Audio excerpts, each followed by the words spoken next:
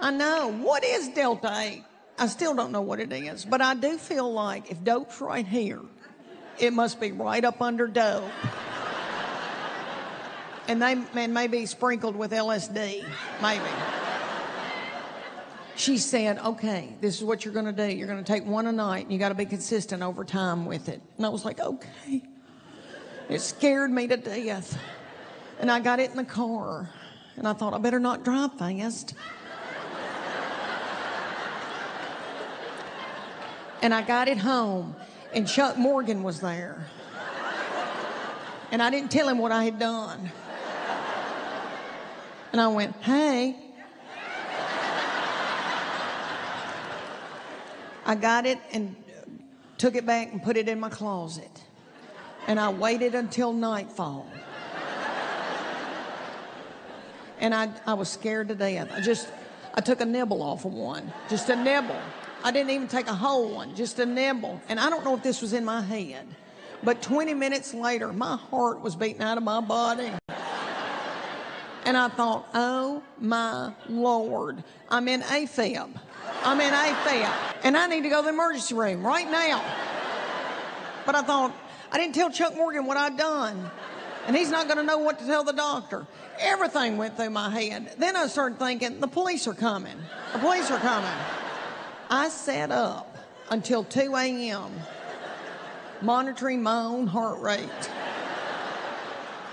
I eventually fell off to sleep, but it wasn't a good sleep. I wallered in the bed. And for all the people in the United States, wallering means I wallered in the bed. And I just wallered. I wallered all night in the bed and dreamed horrible things. I dreamed that me and John Wayne fought Ricardo Montalban on horseback all night. I've never taken another one of those gummies, but I didn't throw them away. They're in my closet. I don't make eye contact with them. I just walk by them. The second weekend we were in California, we went to Brea, which is beautiful too, and beautiful, sweet, precious people there too. And that was going to be the weekend that my baby child turned 25. And her daddy called me and said, I want to be with y'all. I'm going to buy a plane ticket and I'm coming out there.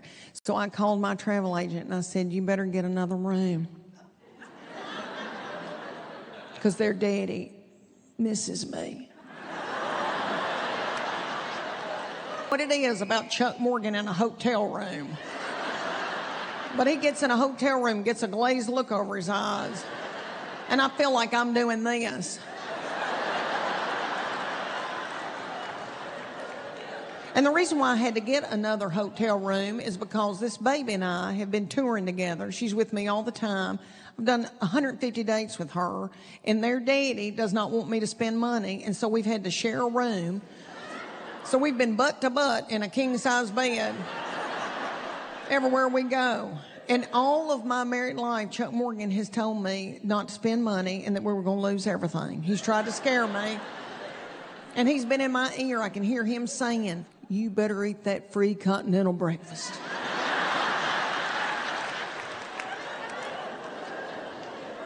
Don't you dare go to Panera. But okay, so Chuck Morgan buys a really cheap airline ticket. He had to get up in the middle of the night and connect all over the United States of America.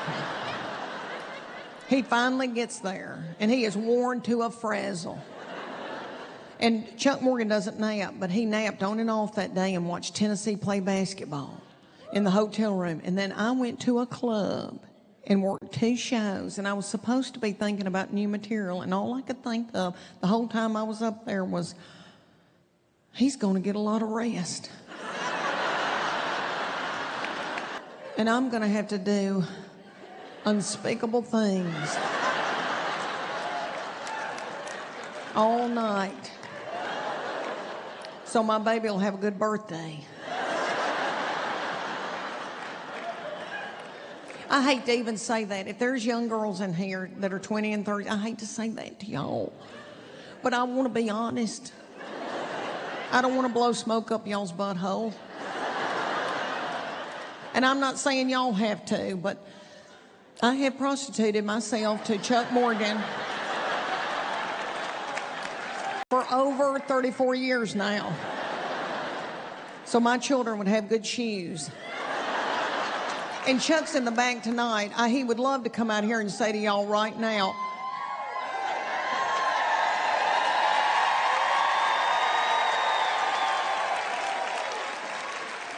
uh-oh, y'all, Chuck Morgan's gonna get the big head. He would love to come out here right now and say to y'all, oh, don't worry, she hadn't been a good prostitute. That's what he'd say. Okay, y'all, when it was time to go out there, I thought I better take a notebook. I'm in my 50s, I can't think of my name.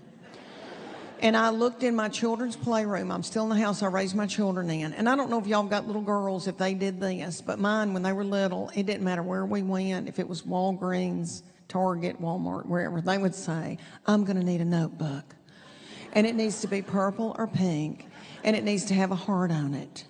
And then they would take it home and write one dramatic sentence in it, and then throw it away.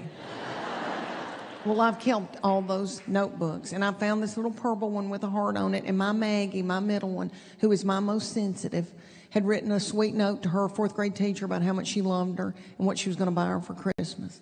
And that made me think of this. When I was a young mama, I always had a minivan. And Chuck Morgan was out making us a wonderful living, but he was gone traveling all over the United States. And I had these little children all close together, and everybody seems like they were always crying and whipping each other. And I would be white knuckling it, trying to get somebody to a soccer practice that they really didn't want to go to.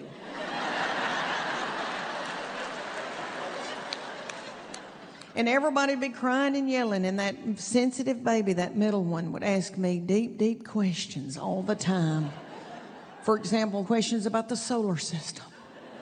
And finally one day I said, baby, I didn't pay attention in school.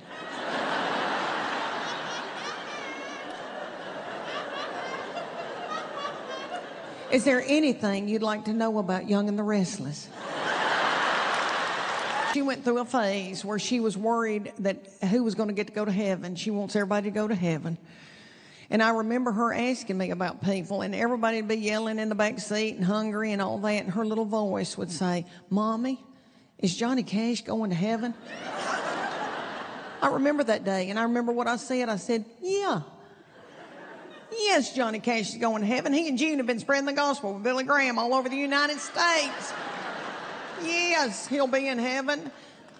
Okay, and I got to thinking about this when all this was in my mind. I've got a daughter-in-law we are in love with her, and she is so smart and such a good mama, and I watch her talk to my grandbabies, and she makes sense. And it's just made me look back. And I think I said some crazy mess. But I was tired.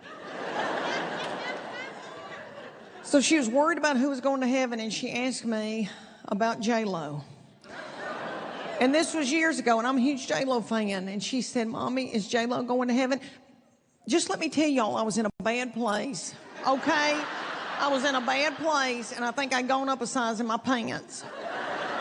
And she asked me about J-Lo. She goes, is she going to heaven? And I said, I don't know. I don't know. I think she needs to mature spiritually. And she's going through a lot of men right now. I said it. I remember saying it, and it was wrong. And I'm sorry. And I should have never said it. One reason I shouldn't have said it, I went through as many men as J-Lo ever thought about going through, honey. Mine were not successful people. So real quick, let's just recap some of J-Lo's men. We don't have time for all of them, but remember that little first one, the backup dancer? Remember him, Chris? I think his name is Chris. What happened to him? Has anybody checked on him? And then she was with Ben Affleck the first time, and they could have eaten each other's lips off. I don't know what happened. Maybe it was too volatile. And then he married little Jennifer Garner. I know, and I've never met her, but she looks like she'd be precious. And she looks like she shops at the Loft, like everybody else.